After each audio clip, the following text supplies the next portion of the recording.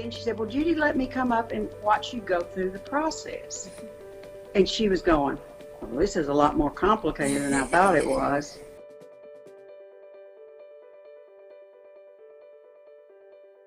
Hi, Judy. Hello, how are you doing? Good, how are you? Fine. Interesting background you've got on your... Yeah, I live with an artist, so his artwork is all over the place. So are you working right now? Are you taking a break, or? No, I'm 70, so I'm of the retired generation. They look good for 70. Oh, thank you. So tell us about your work. It's not usual that we get a plaster artist to feature, so I'm very interested in the whole medium. Well, I saw an article in a magazine, and it's been a couple of years ago. Rachel Dein, I believe she lives in England. There was a big spread on her in a magazine, and everything I've seen of hers are flowers. And I tried and tried to get a book about it. I looked it online and couldn't really get a handle on it. I went to YouTube and found there's a guy in Russia that has all these videos of how he does it. Only problem is there's no language to it at all. It's just music. Yeah. So it's not interpreted. So it took me some time to sort of get a handle on the exact ways to do it and measurements and things like that. Started last summer, and my first few didn't make it, of course. But trial and error, and I really enjoy it. Most people just do it in a white, the base plaster, and then they'll seal it, or a pastel to match it. But I had bought a box of gold leaf a few years ago for a project, and the project didn't go, so I still had a whole box of gold leaf, and I just thought, well, let me try the gold leaf on it. And I really, really like the effect it gives it. Really makes it, pop out, especially when you antique it. Could you elaborate on how plaster works? In my head, I'm thinking it's similar to ceramics, but that could be completely wrong. I have set up, what you have to do is roll out a piece of modeling clay after you decide on your dimensions. The dimensions make a difference. So this one's sort of small, and if you look really, you'll see an indentation here. This is my border that I determined prior to doing it. These are, I have a little bouquet of flowers here. Nice. So I actually have cut the heads off and turned them face into the clay and placed them with the cut off stems down into the clay. Then I generally will take a piece of plastic, and you have to literally use a rolling pin or a mallet and actually pound it down into the clay. Then you take the pieces out, and I'll have to use tweezers to get everything out, but you can see right there an indentation made into it. So I'll pull all of this out. Then I have fashioned a frame out of these pieces of board. I've got a lot of different size boards with clamps. So now I take that frame and I will lay it on top of the clay where I've shown it, and all this will be taken out of it. Then I have just a bowl of plaster, and I mix it with water. You pour it onto this, into the frame, and then you also have to connect in, I put a mat to reinforce it and a hanger into that. You let it dry for an hour, and then you take the frame away from it, turn it over upside down, and pull the clay off. And you see then what your result is. And I have one that I've done. It's kale. I don't eat it, so I was at the grocery store this weekend. I'm going to walk outside and show you one that's done, but it's not been colored yet. So essentially it's like a silhouette of whatever your subject is.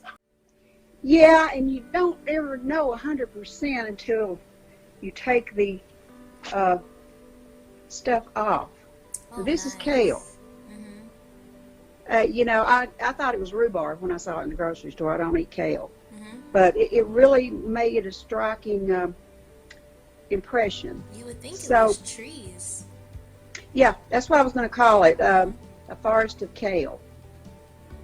Yeah, It that's just, beautiful. And that is so that it's almost like it's a relief. So is that the bottom half of the plaster or the bottom this is the side? plaster that I've turned over. When you Okay. take the clay off, you turn it over and pull the clay off, and you will see what you get. Mhm. So then you have to let it sit for 1 week to harden it enough to deal with it. Oh, And at wow. that time, all this roughness on the edges, Mhm. I sand that off. I have sandpaper, different grades to use to get the edges smooth. Mhm. And you just go leave it, let it sit for a day, and then you come back and antique it, and you're through. So it's a Hope. pretty timely process.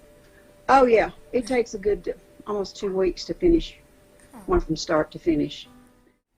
Most people, and I've given several away to begin with, my close friends and such. Mhm. And that's one of the reasons I submitted to you, was because I had such great feedback. Mhm.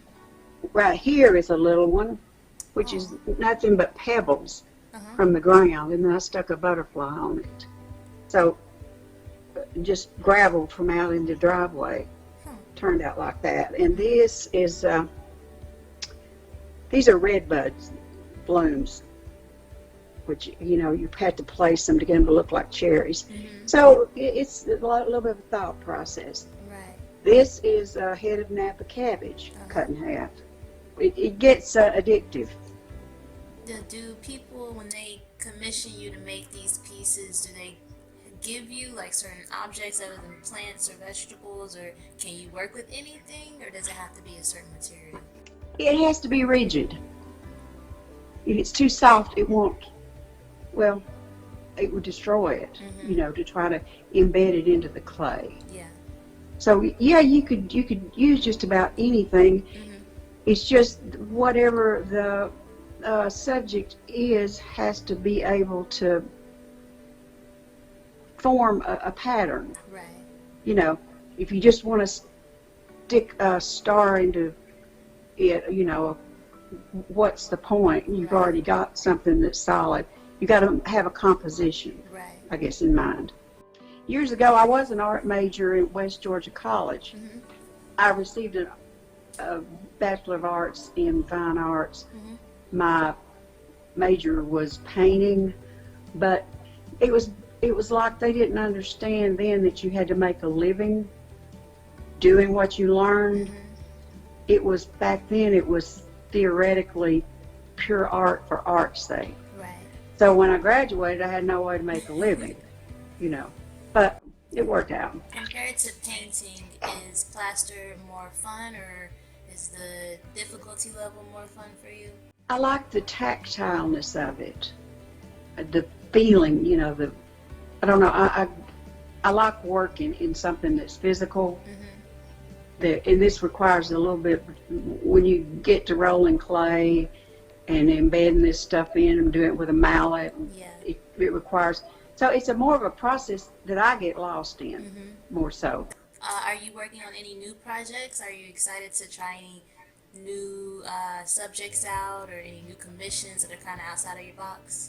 It's especially right now, it's just, I want to do it. I see something that I want to try, and I just do it because I, have free time to do so. Well, thanks again for your time and walking us through the actual process. It's really cool to see the tools that you have to use just to produce something that looks so simple. Well, it doesn't look simple, but it is simple. I had no idea it took a week just to dry.